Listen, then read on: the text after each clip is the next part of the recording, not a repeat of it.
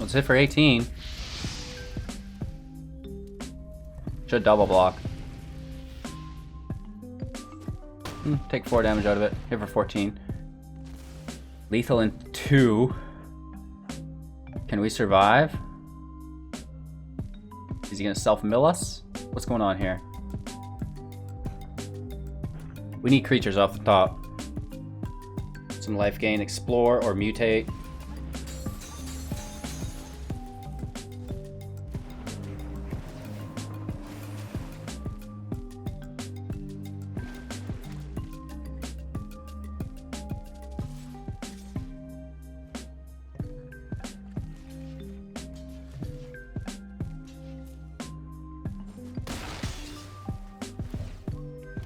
Ghoul just comes right back. Explore does help. A little bit more life. Get the land out of the way, I guess, right? The land does help our strength quite a bit. We need to keep 2 defenders. I don't want to trade with the Starrix, so we'll just hit the 21-25 trample. All right, let's get him. We have lethal next turn. Can he self-mill? Did he mill all his Jaces? He can't get them back? What's going on here, right? Lethal next turn. He's played all of his mana. We're just chump blocking here.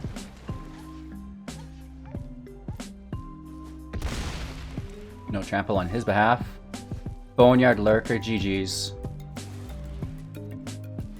Underneath our Starrix. Let's get some good stuff. If you've been enjoying any content on the channel, I encourage you to go ahead and subscribe. It's a great free way to support me along this journey. We've got everything from free-to-play budget beginner guides, just general Magic the Gathering Arena beginner guides talking about the principles and archetypes behind this amazing game, some of the top-ranked standard decks, the best historic decks, great original Brawl decks, and some tools and tips, and then we even have a little bit of limited. So no matter what you're into within Magic the Gathering Arena, we have you covered. Subscribe to the channel, join for your chance to win up to 500,000 gems. Make sure to check out our Discord and enjoy this video. Hey everybody, welcome back. Thanks for choosing to spend your time watching Hello Good Game. Today I've got something very special for everyone who's a beginner to Magic the Gathering or just a free-to-play individual taking their time, enjoying without spending any money on the cards, which by the way are half price of paper cards, plus you get a bigger play pool. Anyways, that's another video all on itself. We're back to Mutate. Free-to-play Mutate decks are just obsessively powerful. You know, a lot of people commented the other day on my free-to-play 86% win rate mutation deck in standard that's rotation-proof and 0 rares, 0 mythics. They're like, you know what, you're gonna get Starrix banned, settle down. Well, I'm gonna try a little bit more today to see if we can get another step closer to having, you know, another uncommon band. I guess Wilderness Reclamation was uncommon though. I'm a big proponent of not banning cards. Just deal with it, wait till the rotation hits, and you know, try to form a way around it if the meta is that aggressive with broken cards, right? There's always a card to counter another card within Magic. It's all about player experience though, and that comes down to taking a temperature based on your guys' feedback, right? So don't complain, it's a good game. Anyway, so we're playing Historic today, and the secret of today's video is the queue that we're playing in. We're not playing Historic Ranked, which is its own queue. To get into the play queue Historic, you just go into the play queue, and then in the top right, I'll show you here before we get into our deck actually, may as well, just a quick education. You go play, you click your deck, and then normally here's your screen under standard. You just go over right beside it, it says all, and now you can pick your historic decks in play queue. It's a lot of fun. So this is, in my opinion, the least competitive queue within Magic the Gathering Arena. Most people don't know about it, so that those of us that do are just there kind of playing jank, having fun, not worrying about the crazy meta and getting wins, right? So if you are a new player or a free-to-play individual just looking to have some fun, you know, check out the play queue under the historic. It's a really great way to begin interacting with the historic meta, which will eventually take over and be the dominant queue and game mode that we as a community all play eventually. So dip your toes in, take the temperature, and you know what, expand from there. So I'm going to start producing free-to-play historic decks for you guys as well. And now the power level on these is some of the highest you can get in a free-to-play deck. It's a little bit higher than the standard decks, obviously, and definitely higher than the rotation-proof decks. So if you are a free-to-play individual, this is a great place to start, not be spending any rares, any mythics, and still have some pretty powerful decks to play with. And, you know, it's a great way to keep things fresh, right? That was my main objective when creating content for you guys was, you know, I want to make decks that you guys can make every week, every couple weeks if you're aggressively farming, doing drafts, getting, you know, all those commons and uncommons, which is not hard to do when you start playing limited, etc. Right? So, yeah, I want to have you guys get new decks all the time, so you're not stuck into, you know, this is the top tier deck I made and that's all I can do. You can play new decks every week just with commons and uncommons. Build your collection in a stress-free, fun to play environment so you can enjoy yourselves within a game that definitely deserves your enjoyment. Anywho, with that all out of the way, we're going to take a look at the deck list in its entirety. What do each of these individual cards do? Where did they come from? Are many of them in standard? Is it a lot of historic cards, right? We're kind of talking about the cards specifically. Then we're going to take a look at the deck tech, the strategies, the synergies. How do all of those individual cards come together to form a coherent archetype? Then we're going to get into some gameplay footage where we break down all of the playlines and interactions within the Jumpstart historic meta. It's not enough to know just how your deck operates, but you need to know how it operates against the rest of the environment or the meta, right? The meta game is the game environment and the breakdown of that environment, right? FYI, if you didn't know. So we're going to learn how the deck plays against those other decks because there's different playlines and interactions that you're going to need to try to go for or avoid, mitigating certain things, all of this, right? Finally, we have my closing propaganda where we talk about future plans for content, channel news, all of that shenanigans. So if you find any value within this video, I really encourage you, give me a thumbs up. It's a great free way to support the channel. You can subscribe as well. And if you really want to go above and beyond, share it out to a friend, right? We are barreling towards 10,000 subscribers, at which point our 500,000 gem giveaway triggers again. So join the Discord, read up on that if you're interested. I really recommend it.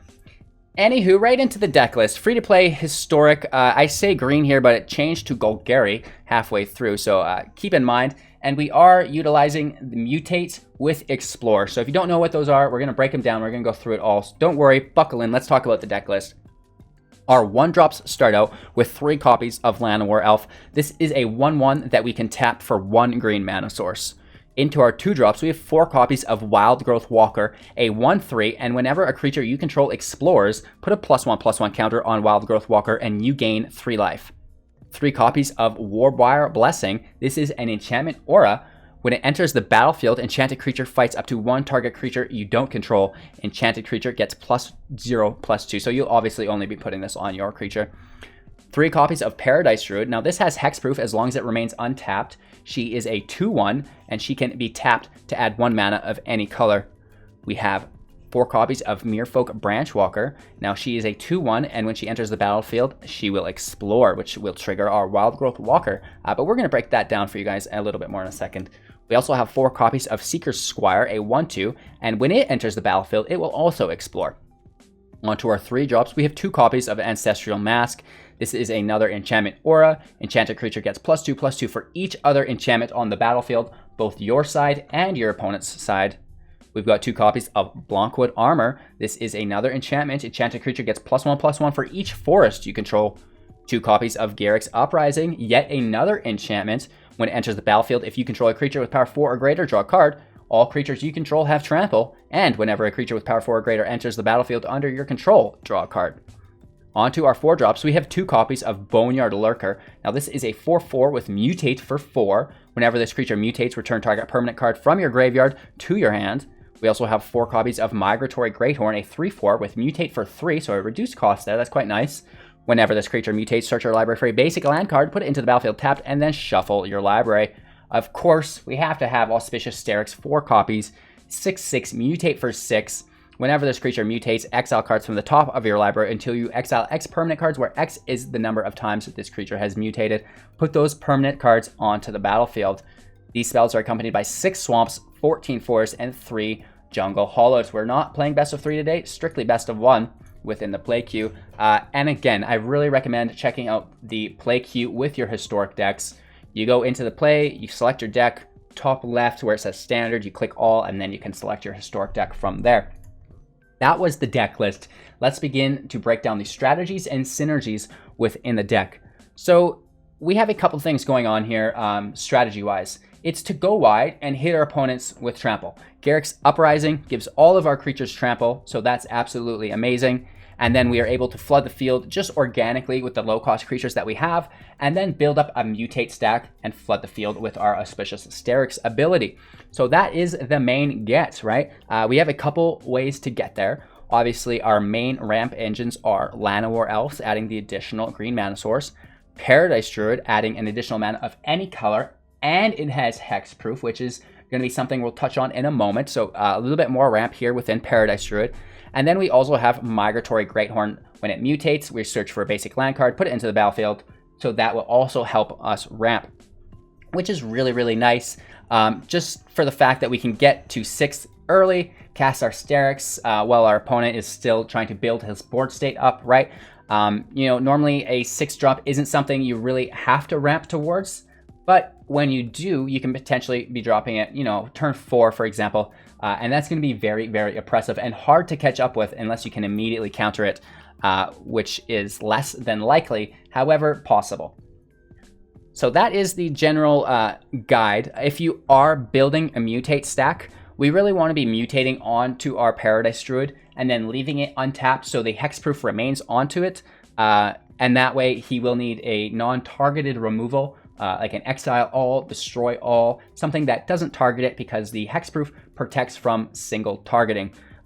So if you are building a Mutate stack, Paradise Druid is ideal. However, you can put it on anything. And now I really like to get this across to you guys. I feel a lot of people struggle with the Mutate decks because they're single focused and they're putting everything on one creature and then it dies and game plan's over.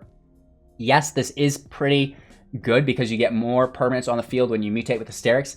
However, if your opponent might not have a Shatter the Sky, an Extinction event, and even if it is an Extinction event, you know, manage your mana costs. You've got 3 drops and 2 drops, so mutate maybe both of those potentially. Now you can get around Extinction event. So just be aware of what your opponent has available to him and what you can do to get around that. Obviously, if it is Shatter the Sky, you're not doing much against it.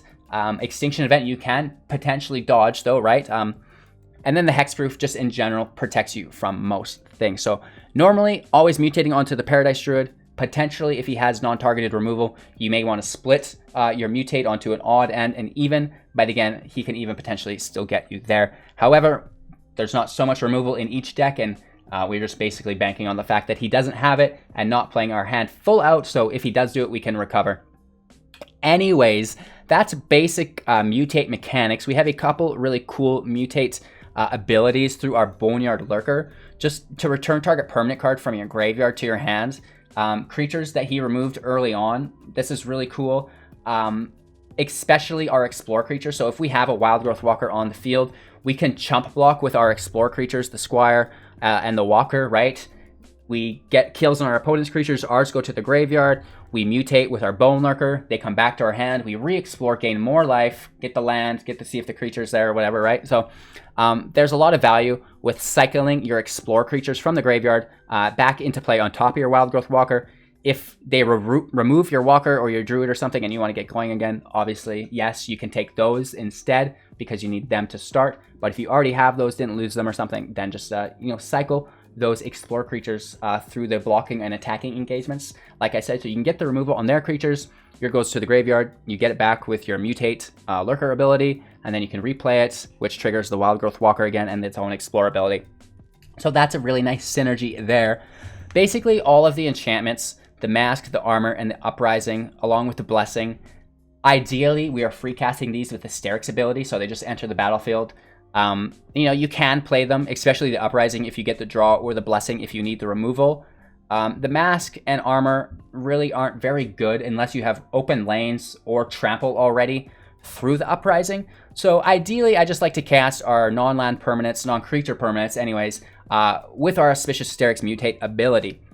Early game, like I said, we like to get the Wildgrowth Walker out very early, and then we like to just explore on top of it get that life gain going, get him clicking up because he gets +1/+1 each time. So you can get these Wildgrowth Walkers very, very strong, and they make great targets for our Warbriar Blessing because they have big defense as well, right? And then because they're collecting +1/+1s, the Wildgrowth Walker as well as the Walker and the Squire from the Explorer, you know, reveal the top card of your library, put that card into your hand if it's a land. Otherwise, put a +1/+1 counter on this creature, and then put the card back or onto your graveyard pile. So you can farm +1/+1s with the Explorer creatures as well. So when we do mutate onto them, we're going to get that +1/+1 transferring over to our top card, which is, you know, a little added bonus for you guys while you're playing. And yeah, that's literally it. That's all there is to it. We talked about the ramp that you have available, so you can kind of, you know, start building that mutate stack, get to the Starrix quickly. We have survival through the life gain of the Wildgrowth Walker. You know, looking through our deck quickly with the Explore, pulling lands, which helps us ramp consistently and helps us find more mutate creatures off of the top. Like if it's not a mutate creature, we can put it to the graveyard to increase the chance of our draw to be a mutate, so we can Starrix ability and just kind of keep that going, right?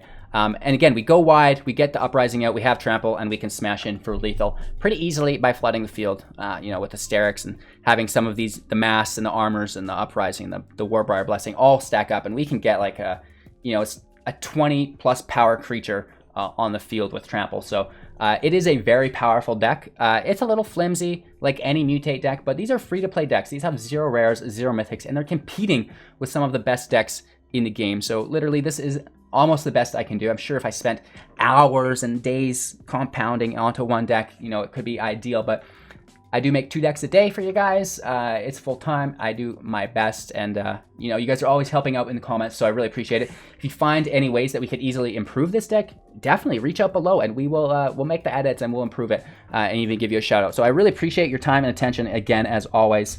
We are live on YouTube every single morning at 6 a.m. Mountain Standard. At 7, we go live on Twitch, and then at 6 p.m. Mountain Standard, all Mountain Standard, we're back on YouTube again.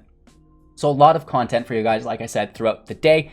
Make sure to check it out. Come say hello. Big shout out to the supporters on Twitch, Patreon, YouTube, financially making this increased workload possible for you guys. So a huge thank you from not only myself, but the community who is eating up this content as well.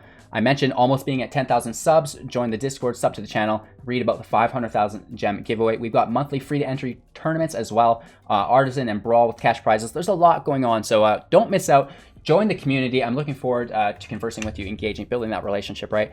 So enjoy this free-to-play Golgari Mutate. I know I did, and really in general, just enjoy that new play queue through Historic. I think that if you guys are frustrated with the matchmaking, you're having trouble, you're not really enjoying the game experience, check it out. I think it might remedy that problem for you. And you know, we did run into that one toxic player today, but in general, it was very friendly. We had like very few rares and mythics dropped on us. It was a lot of free-to-play battles. So that's what I'm talking about. And I really want to introduce you guys to Historic as well, because I know a lot of the free-to-play community is a little bit nervous with starting Historic, and oh, I don't have a big collection, this and that. But, you know, if anything, it becomes easier as a free-to-play individual to play in Historic because the power of uncommons go up because now we have more access, right? So, you know, you may have to farm these uncommons and commons, but that goes very quickly. You guys can see I have 53 and 69, and I spend those all the time just on my Historic collection, emptying them out. I do not spend my rares, and you can see even how those begin to stack up. And the mythics, I know a lot of you guys have more mythics than rares. You think it's backwards, but it will not add up that way when you do get down to the final road of collecting your cards, right? So really, just enjoy the free-to-play content, you guys. If you're really not into Historic, I can't persuade you. Check out our standard Historic. We've got rotation proof as well. I said standard Historic. Check out our standard budget decks as well. We have free-to-play rotation proof. Free-to-plation. That is like we're gonna start using that, right? Anyways, I'm rambling, you guys. Thanks for watching. I really appreciate it. Don't forget to watch to the end for our closing thoughts and just general upgrade ideas, all that shenanigans. So enjoy this Golgari Mutate / Explore Historic free-to-play deck. It's on me. Take care. We'll see you later. Getting right into it. I mean, we may as well just ramp right away. We can play this later on. We're immediately into 3, which is our top cast card. 4 if we go slow for next turn.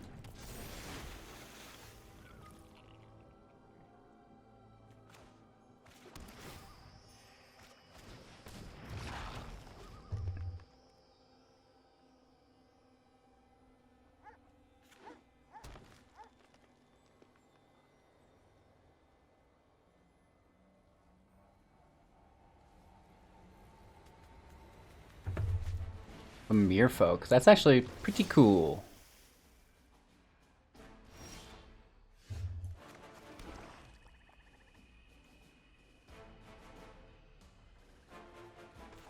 Let's take the early game explores.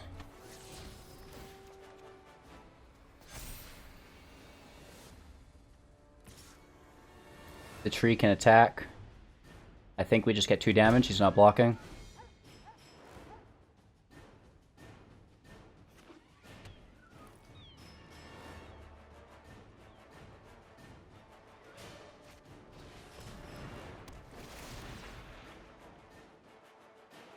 Interesting.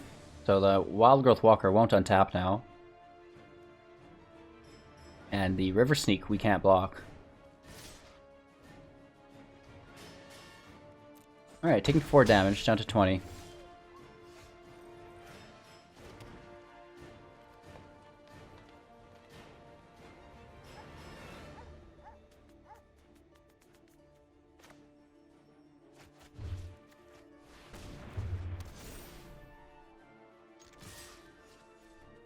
Let's throw our Squire in. We have 2 forests, so +2/+2. Not so bad, it's not great, but it will continue to get better.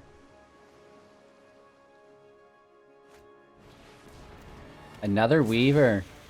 Nice, okay. This time on the Squire. Luckily, if we can pull some more Explore. Ooh, that's actually really good, Curious Obsessions. But again, I want to just quickly note out that our opponent hasn't dropped a single rare on us yet. This is where real magic happens for free-to-play and beginners. It's a well-kept secret. Not a lot of people know. 1, 2, 3, 4. This is 5. We don't really want to go that crazy about it, but...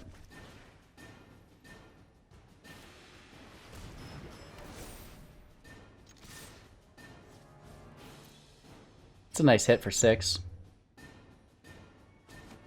Wow, he takes it.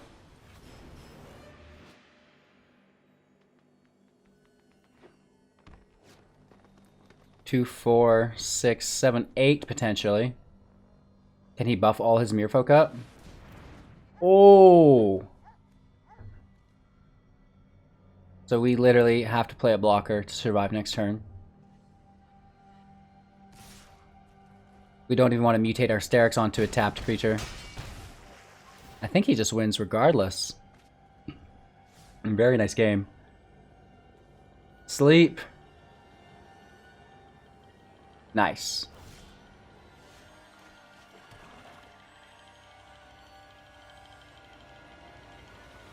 It just doesn't work. We die regardless, taking 6 damage. We have nothing to return back. Let's just, I guess, see what we get. Oh, we don't even have enough? Because he's tapped. Our Llanowar Elf's tapped, that's funny. It's like, I thought I had enough this turn. Good game. And how much friendlier is it to lose with a free-to-play deck against another free-to-play deck, right? It's like, wow, I just played a game of Magic and lost. It's not like... I don't even know what it is on the other hand.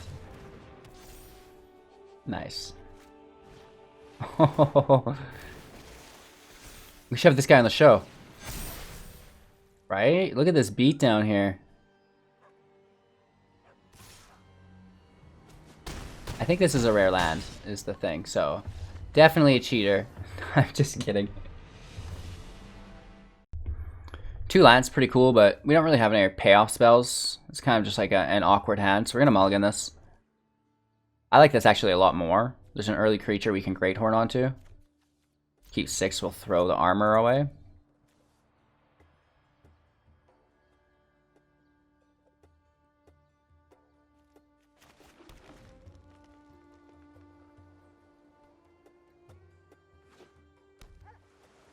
Ooh, he's got those jumpstart lands. Nice.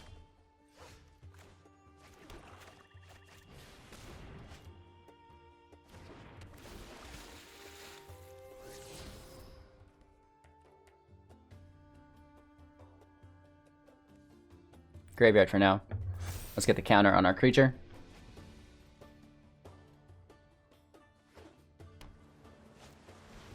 Treasure hunts. Stop it.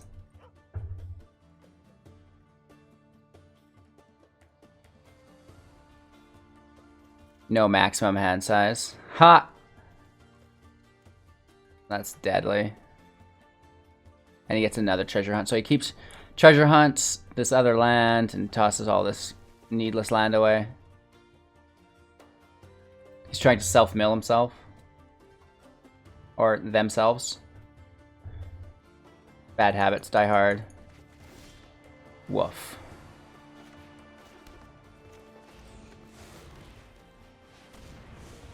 Over top, we get use of the +1/+1.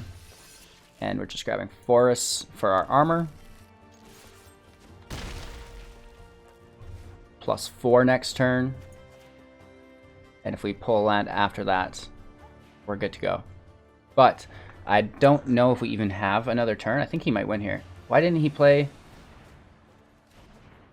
the no maximum hand size? I guess he just doesn't care about it. And he needs the blue source. Interesting.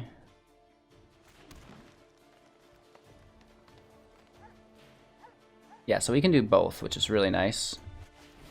We'll explore. Try to get that last land for our Starrix next turn. Graveyard. Armor goes on the Greathorn.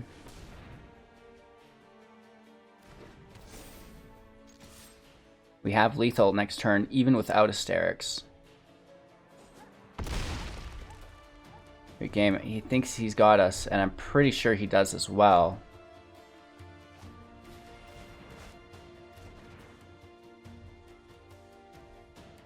Down to 13. Actually, I think we won. There's no way he's able to do this and still play his Thassa, right? He needs to generate 2 sources of green or blue mana to play his Thassa.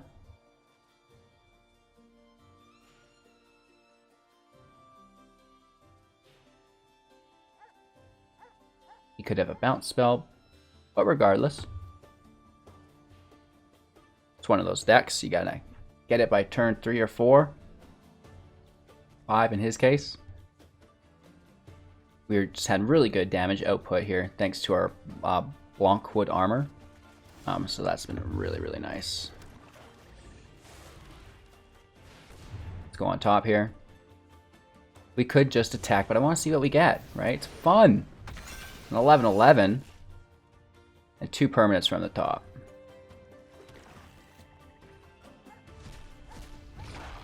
Nothing great. But we hit for explosive damage. 15 -7. Good game. Playing first, we have our Walker. We have some Explore on top of it. That's a lot of fun. Pulling our Llanowar Elf as a 1-drop. That could be cool. Oh, we play first. My bad. Avoiding our Llanowar Elf now, please. It's a lot of land. Settle down.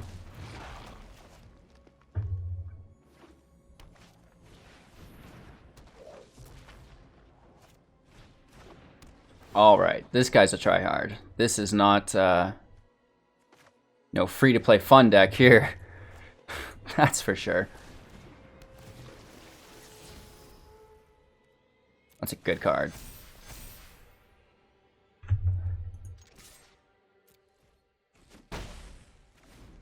As long as we can keep life gain off of it,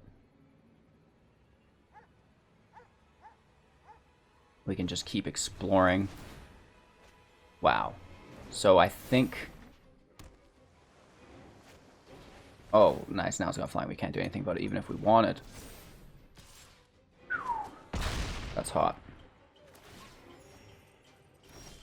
We do have a lot of life gain here, though, at least.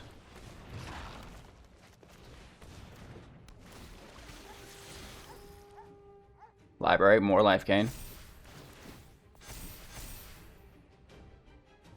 And we're matching his damage while gaining life, but he's gaining life and drawing a card, so I think he still has the advantage.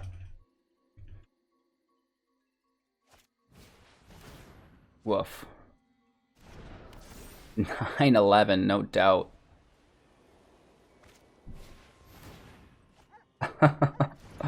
Oh, the horror.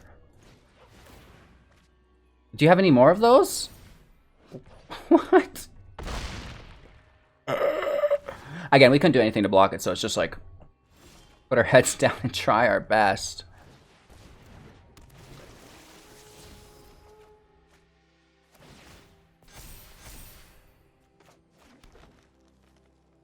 And it's got vigilance. We're not attacking anything, baby.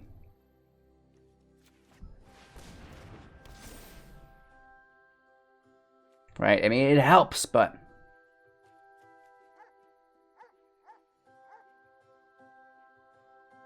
Right? It counts his enchantments. That's actually pretty neat. We have no reach. Good game. We get close, right? Your go, actually, bro.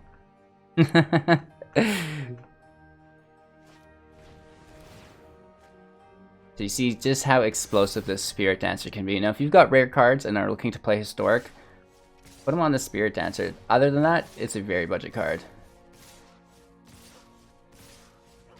I'm not sure what this guy's doing, just kind of embarrassing himself.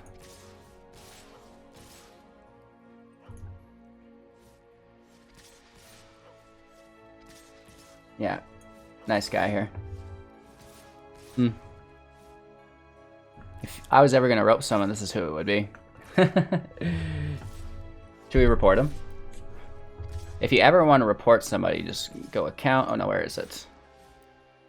Report a bug. Right, there's one. Capture your log. Contact support. Here's his name. Right? Definitely report people like this. I'm trying to make the case for the play Historic Q to be for fun. And this guy is like the epitome of toxicity. And it's funny because he's just fully engaged. Let me check my email here on the side or something. We've got actual work we can be doing.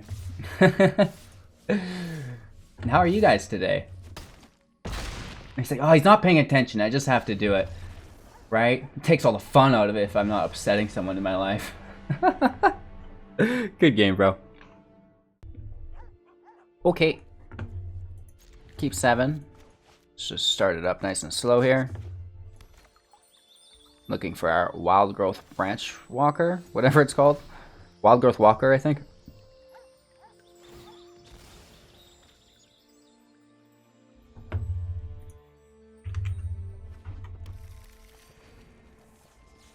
So our opponents go mono red rabbits, I guess, makes sense.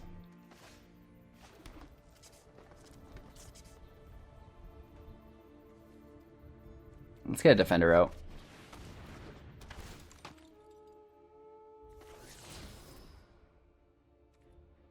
Throw it to the graveyard, our lurker can pull it out.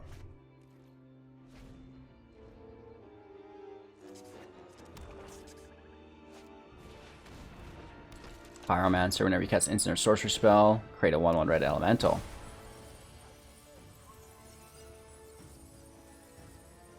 Interesting.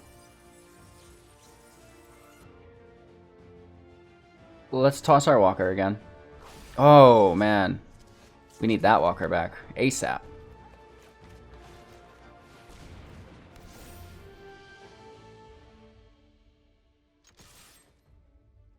He'll chump block, that's fine. We have the lurker to grab this walker back. And then the Starrix can grab the explorer back.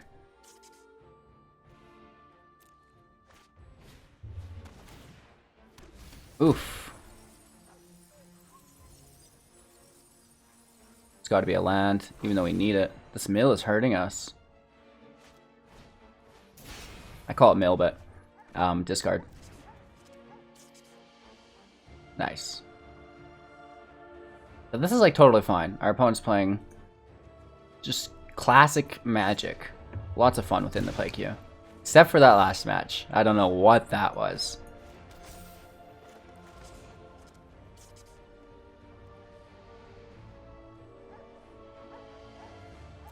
Oh, it's a human.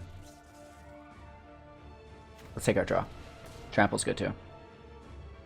My bad. Is our Branchwalker a human as well? No, it's a Merfolk. Another Starrix. Plus Trample. So we're, you know, hitting for 4 minimum with the removal of 2. Yeah, is what it is. It's cool that it replaces itself, right? Young Pyromancer, Village Rites. That's actually really cool.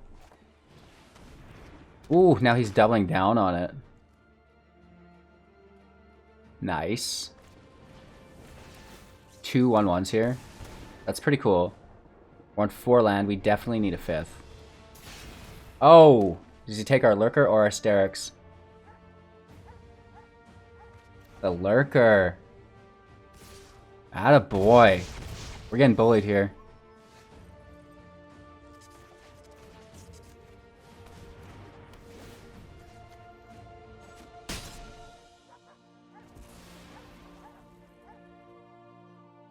He's doing more damage than us every single turn. I don't know what to do here. We can't defend. Block 1 and just take... Like, he can replace that one every single turn. So blocking's not an option. Wow. This is the most efficient I've ever seen hand hate be. Woo! Good game.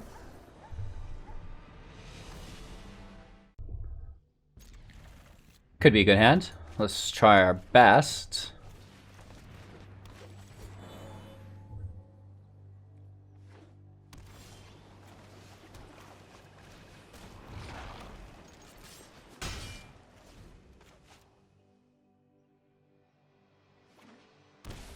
Does have removal, Death Touch, Self-Mill.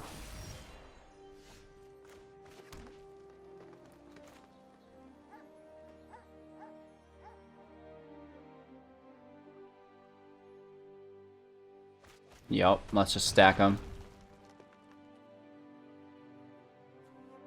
I don't really care about the Llanowar Elf at this point. It's worth getting rid of that Death Touch so our other attackers can go through.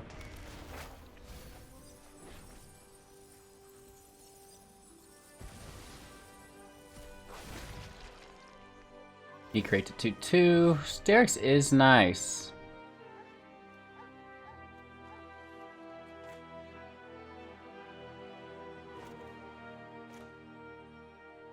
It'll just get +2/+2, so it'll go to a 3/4.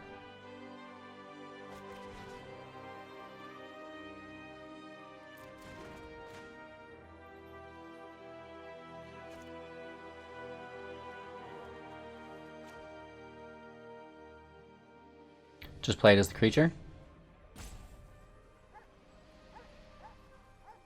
Nah. Yeah. Let's spread the threat.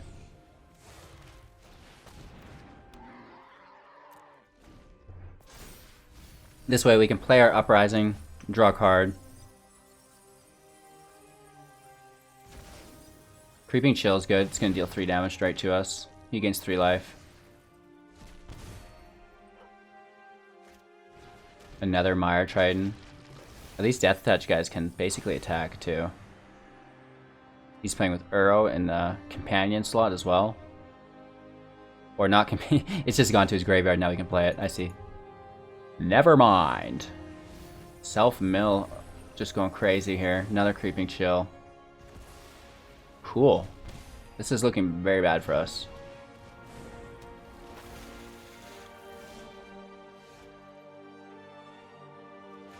Take the draw, we're looking for land.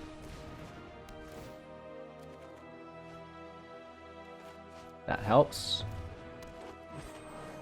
New attacks. 1, 2, 3, 4, 5. We pull a land, we can mutate and get going. We do have trample, so this mask is going to become more beneficial as well. But these death touch guys, that's what the problem is. It's hard to deal with. Uro in play? He would, wouldn't he? Yeah, baby. Hey, thanks for the host magic. Really appreciate it. You guys are amazing. Thank you for the sick game. Appreciate it.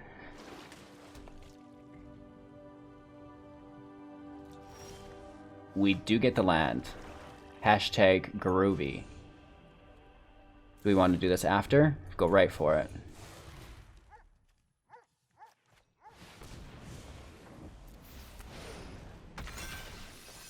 Just a land. Sad. No. No attacks. Zombie self-mill. I mean, he's put up really... He just took out 2 of his own Jaces. That could be something that's good for us. I'm sure he's got Thassa's Oracles and, you know, all that jazz too.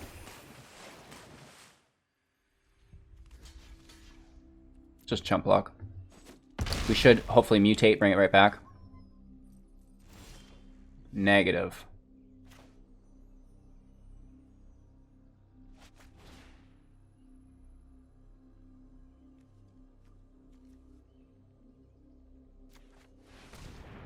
He's got 34 life. It doesn't matter how big we get.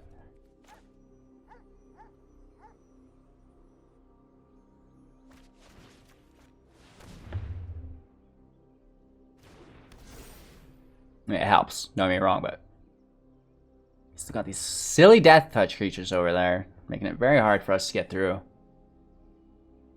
Without a shore shark in the green colors to bounce it, it's a little bit different. He's taking his scries.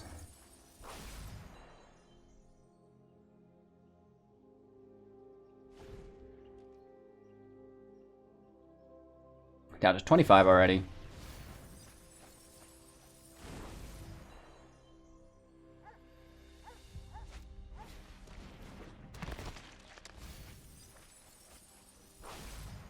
I'm sure he's got a Jace in hand, which is less than ideal. Veto. Interesting. Down to 15 already.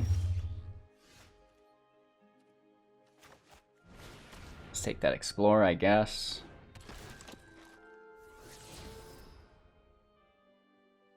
Well, that could be good, actually. Some of our only removal. And again, if only, you know, we didn't have these death touch creatures, we would be smashing in so hard right now. So we're basically going to force him to self-mill, and hopefully he messes it up.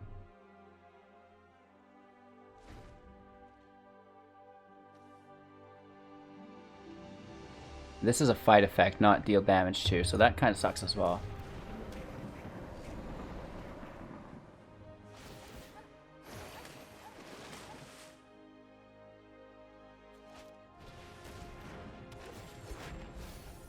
Another creeping chill. Down to 10. And we've seen the bottom few were scryed.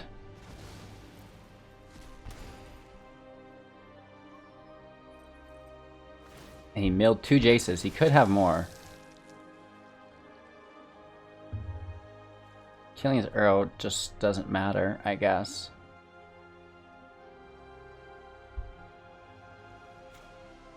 Woof. I don't even know. I guess killing his Woe Strider is best for us.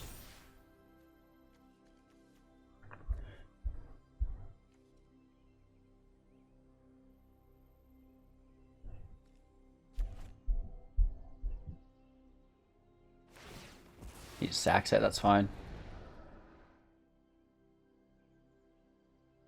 Should have probably went for the Woe Strider, I guess. No attacks here. Again, sadly. With a 16-20 with trample, we can't attack. Cry.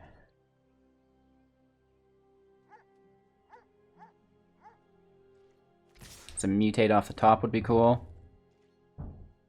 Interesting.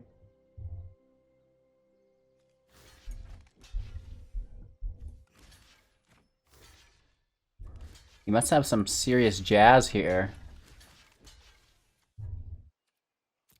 Right? Like a finale of destruction or something? Is that sorcery speed or instant? Just random death touch? No, I'm interested. Down to 9. We have a good field. Creeping Chill. That might be his last one. Secret Keeper. Land! Land!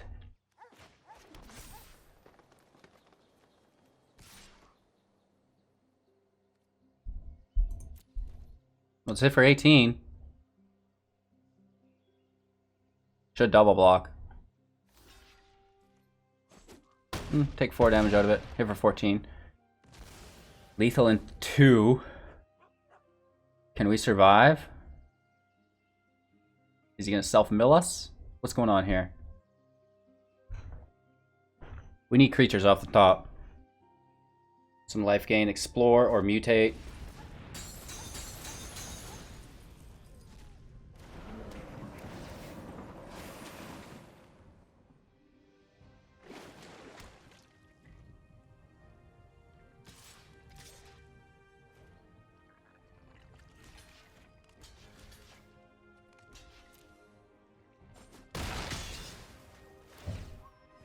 Ghoul just comes right back. Explore does help. A little bit more life. Get the land out of the way, I guess, right? The land does help our strength quite a bit. We need to keep 2 defenders. I don't want to trade with the Starrix.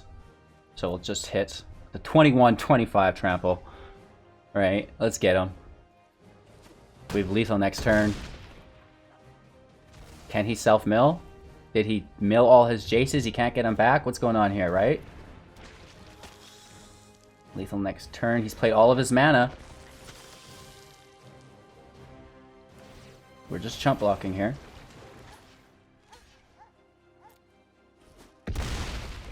No trample on his behalf.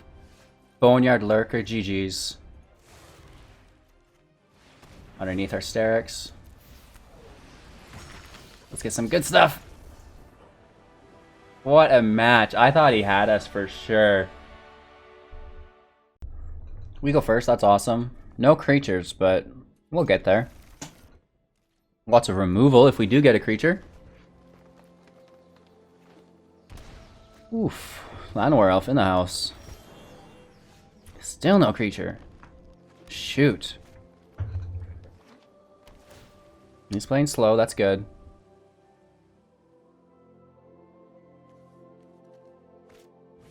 Oh, wow. Ramping very nicely. Where are our creatures? Woof. I mean, even just another land at this point, I guess.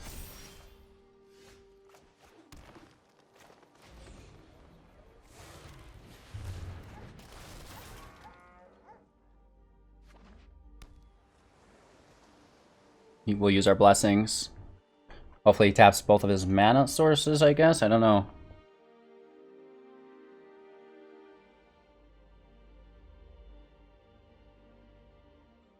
Is exile available? Nissa. Nice. I will aid you.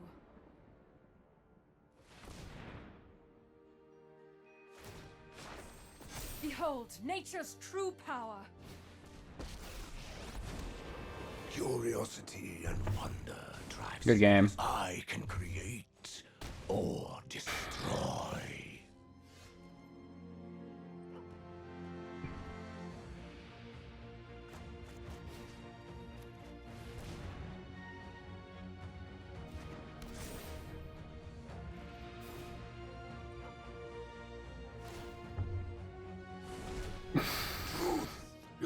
beyond vision. Be wary of the ground you walk on. Still can't kill me, even with our help. Oh no, he does get it. Xaxes. Good game. I thought he was one short. Math. Good lands. We have a creature. Whoops. We'll start slow. We can mutate and then pull land from there, hopefully. Ooh, that's nasty. 3 Starrixes. If we can get to 6.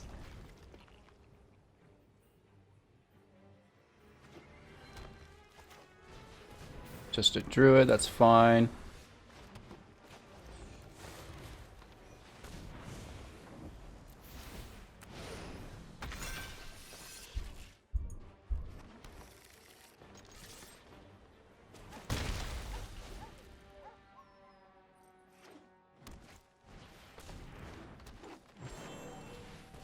He's ramping crazy like. We're just gonna pull the land through the mutate, even though we've got nothing to bring back. Let's make it a 4/4, why not? All attacks, he's not defending. Down to 13. We're sitting on what, 4/5. We top deck a land. We're in action. Leyline of Abundance. Wow. You guys going crazy. There's the land. We are cooking. Over top. Oh, 2 permanents. 3. Look at us go. Land, land, land. What a life to have lived. Let's force the chump block here, I guess. What's that last card, right?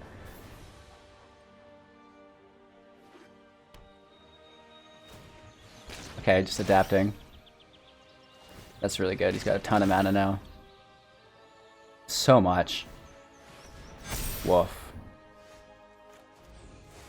Hopefully, you know, we grab some trample here somewhere.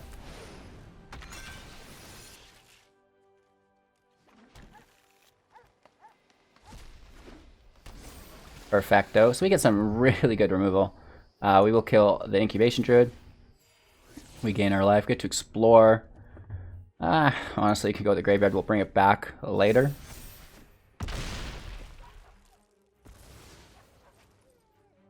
Another Starrix and a bunch more land. We might be even able to Starrix right here.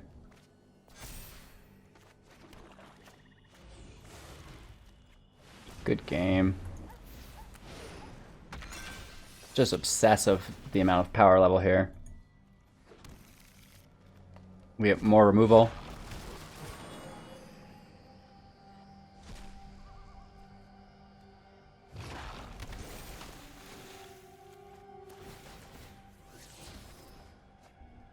Yep. That's the deck.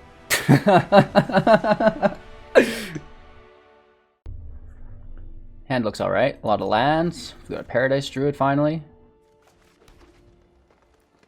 Let's just get into that Starrix action again. The Starrix Boogie, it's like a dance that you can do.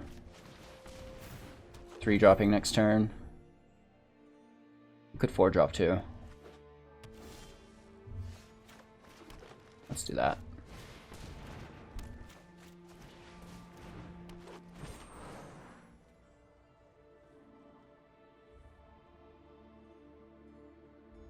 He might come into our hand. He thinks we've got a huge creature, probably. He is playing hardcore Esper.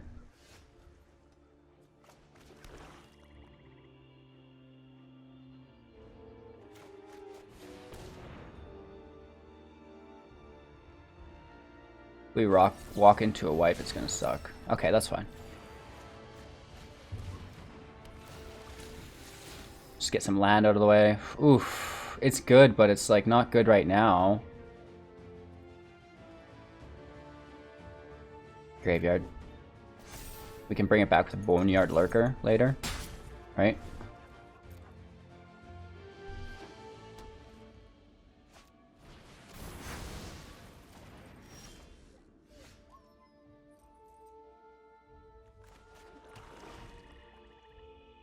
Yeah, that's why we didn't play it. Straight to the grave. I guess we could have held it in hand. The past, I have just the trick for So this is just straight up Esper control. Not good. Quench said he can't play. Yes, he can. But it's useless.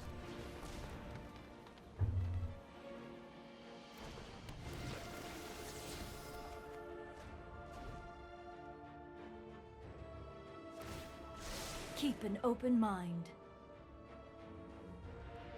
We have like a $10 deck versus a like $700 deck here.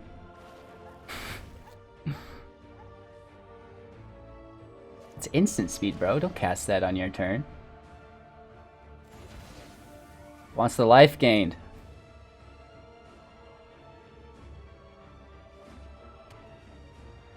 He's missing his fairy drop here. Ugh.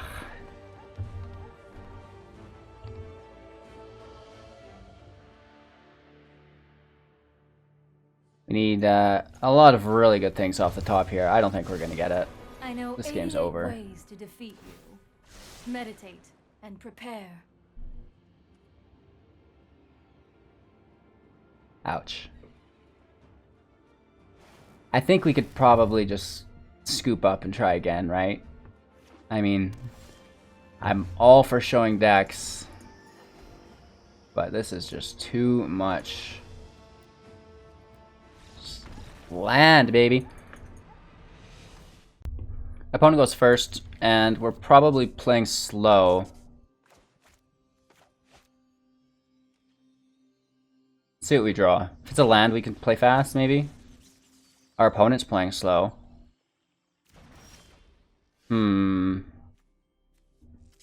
Play out 2 here. Next turn goes 3. Yeah, we play quick. We'll save this Jungle Hollow for later on.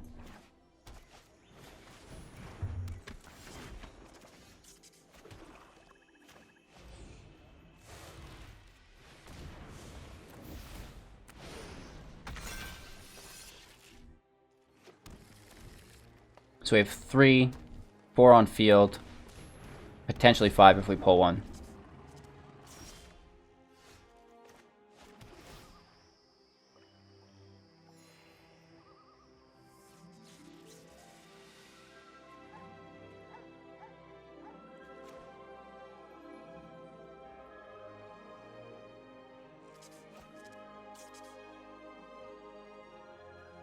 We could make sure we get the land. That's probably our best play, right?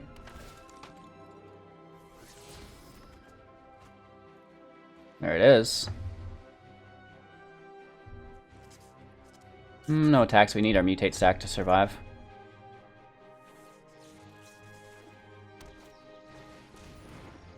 Just leave it. He's got this enraged shenanigans, looking for land. That's pretty cool. 1, 2, 3, 4, 5. That's 6. Let's just go right for it. Over top. 2 permanents plus a land.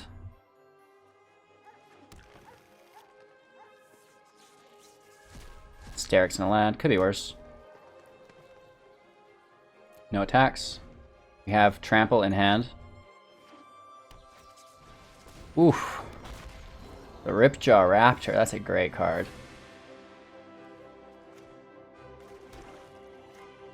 Let's take the draw. Looking for more mutate.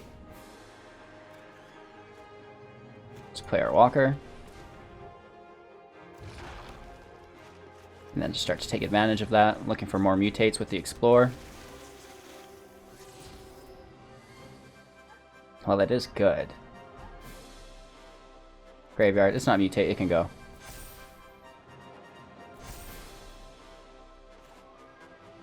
Then let's take another.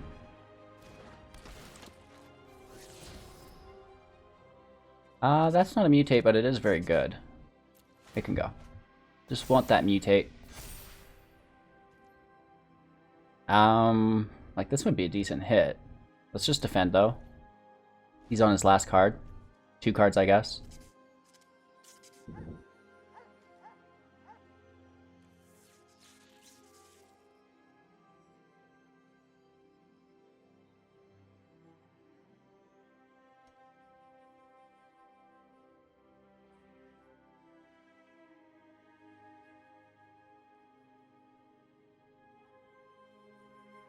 I think he's thinking it through.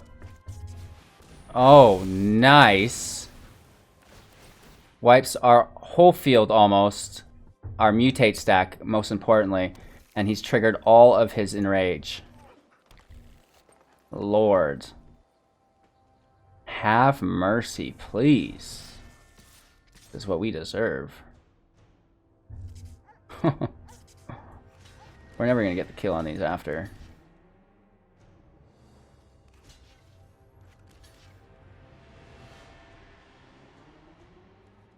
This is crazy.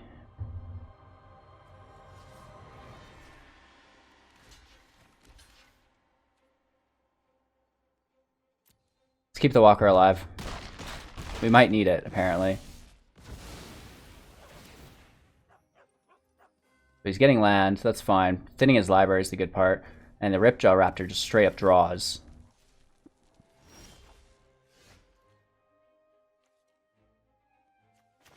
So let's push him up above 4, and then we'll play our Garruk's Uprising on top.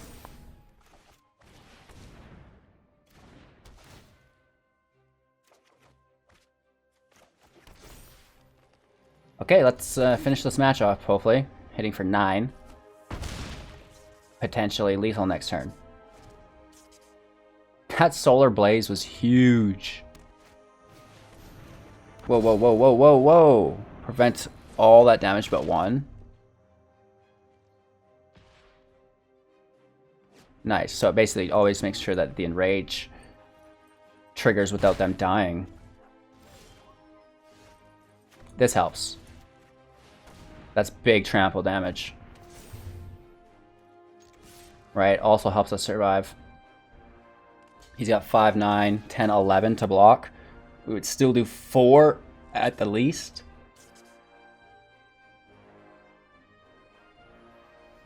Without single target removal, we should be okay just to finish him off. It prevents all the damage but 1, but the trample still goes through. I think. Right?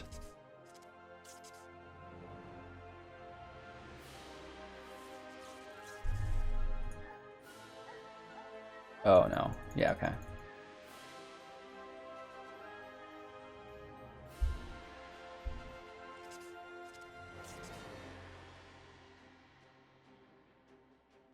We just want this up as high as we can.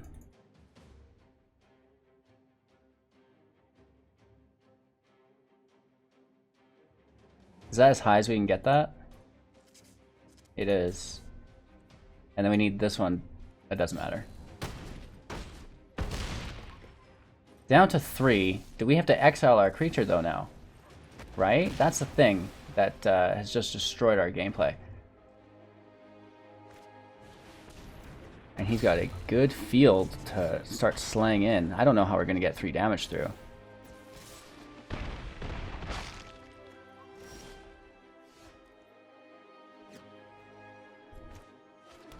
Woof. We just played right into that, didn't we?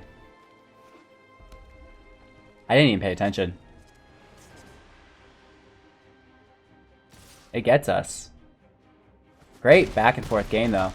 As a free-to-play deck to go toe-to-toe with some of these rare and mythic dinosaurs. Alright. Good game.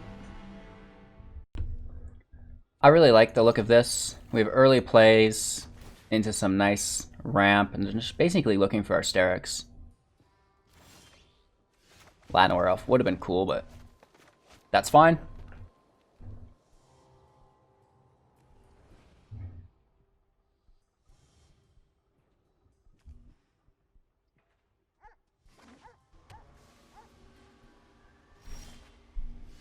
Of course it shows up now. I don't think it really matters. Let's just go for it.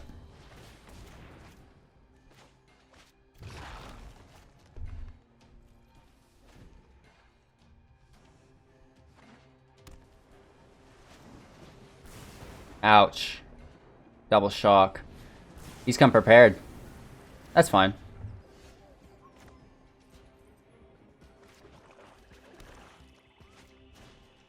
Let's just play 2 creatures here. In case he removes 1, we can still mutate. Graveyard, we already have, you know, an enchantment. We're just looking for creatures or Starrix. Paradise Druid because he's a spell slinger. He could have Brazen Borrowers and stuff. So we don't want to mutate too hard onto one creature, at least spread it out. Even Shaman. The Alchemist. We can untap it. We get our Starrix. That's nice. 1, 2, 3, 4, 5. Overtop our Branchwalker. More forests. And by golly, why not?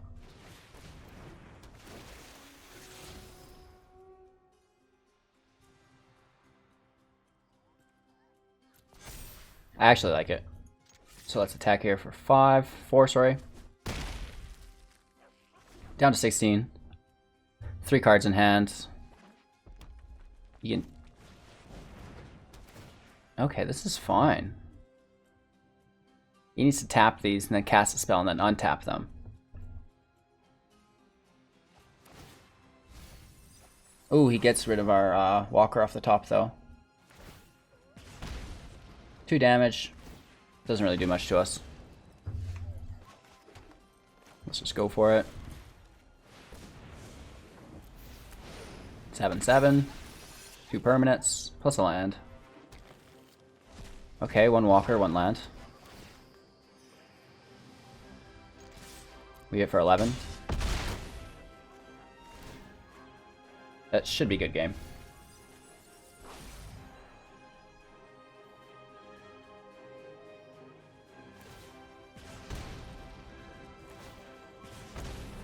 Down to 17.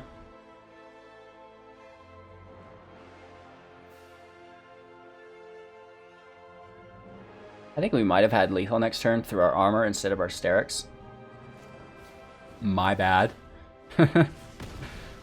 Lightning Axe. I've not seen that in a long time. I guess let's spread the damage.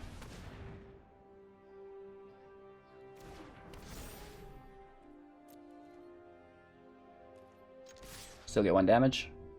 I guess we should have put it on our Llanowar Elf. And then we could have gotten 2 damage. Or 3.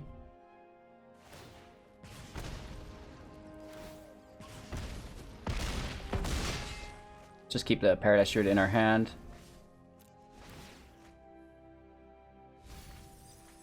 Two lands, that's fine. Good game. Easy wins if you can land into the Starrix right away and there's no removal. Alright, what did you guys think? You know, there's a few upgrades to this deck that we can make, but not too many. Like, it works really, really well. So let's get right into the upgrade guide before we go anywhere. You know, we've got things like Gemraiser. It's good, right? So we could add however many copies of Gemraiser we want. We also have Jade Light, which is really good too. The Jade Light Ranger is just as good, if not better, than some of these other Explore creatures. So to me, that's my first choice, right? I think we have some other Mutate that we could incorporate. Yeah, things... Well, actually, no. That's in Simic.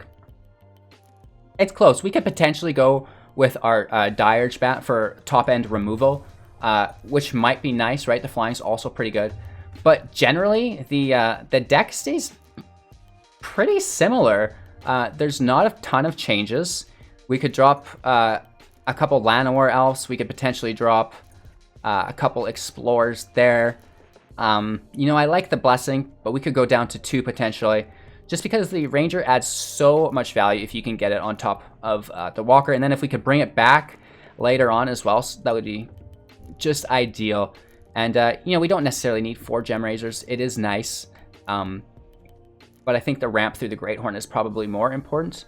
And again, we may just want to playtest a little bit, balance these. Maybe 3 of a kind is fine. But my general upgraded cards, and then the land too, right? Like, make sure you're upgrading the land. Always. Rare land is just, it's so good, right? So we have 8 rare lands that we can throw in that. Balance that out. Lose a forest. And now the check lands might not be great, but the shock lands are very good because they still count as forests, which will help trigger our Blanchwood Armor, right? So maybe the check lands not so hot, but the tapped lands or the shock lands are very, very good. Anywho, that's my general upgrades. There's not a lot to it. It's a pretty basic deck. I would keep the general strategy the same, just using the Explore and the Mutate together. I think it's a really cool combination because you can explore cards away while looking for more Mutate creatures. And then you have a lot of life gain as well, and you're gaining +1/+1 counters, which is supported through the mutations because those counters transfer over.